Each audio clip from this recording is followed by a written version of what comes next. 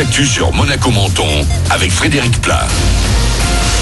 Bonjour, le soleil grandement de retour ce jeudi dans le ciel de Monaco et Menton après quelques hésitations hier. 25 degrés vont s'afficher au meilleur, 15 à 17 sur le littoral actuellement. Pas trop de changements pour les jours à venir et le week-end, juste quelques inoffensifs passages nuageux samedi et des températures qui resteront très agréables. Après une journée en enfer hier et pour les usagers de l'A8 vers Nice, rien n'a signalé d'anormal ce matin. Ça se bouscule évidemment, mais ni plus ni moins que d'habitude, ce qui était loin donc d'être le cas hier toute la journée.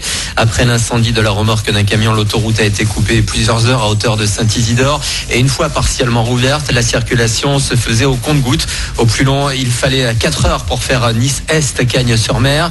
Les automobilistes étaient coincés sur l'A8, mais également sur la voie Matisse et la Prom prise d'assaut. La galère aussi en bus forcément, et s'il n'y avait a priori plus d'urgence pour eux, il a aussi fallu reporter quelques enterrements.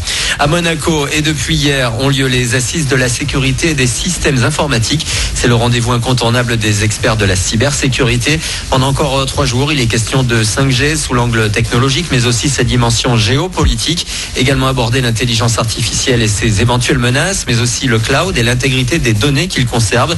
Tout le programme de ce qu'il se passe à retrouver sur les assises de la sécurité.com. La communauté juive attaquée hier en Allemagne. Un sympathisant d'extrême droite a tiré sur une synagogue lors de la fête de Kippour, une fête juive. 2 personnes ont été tuées. Le terroriste présumé a filmé et posté la vidéo sur Internet avant d'être arrêté par la police. Il a aussi eu le temps de s'en prendre à un restaurant turc, un kebab, sans faire de victime cette fois. La réforme du lycée, on en parle évidemment, à l'approche des premières épreuves qui compteront pour le contrôle continu en première. Le principal syndicat de profs demande tout simplement l'annulation des examens au mois de janvier. Pour les enseignants, elles ont été mises en place dans la précipitation. Du sport et du basket, 2e match Eurocup pour l'AS Monaco et 2e victoire. La Roca Team l'a emporté 77-74 sur le parquet des Grecs de Patras hier soir devant plus de 3000 supporters présents.